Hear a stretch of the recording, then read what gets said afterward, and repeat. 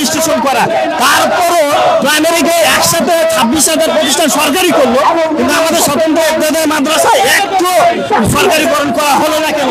এটা আমরা উপদেষ্টার শিক্ষা উপদেষ্টার কাছে জানতে চাই। একটু বলবেন কি কারণে আজকে আপনারা এখানে এসেছেন?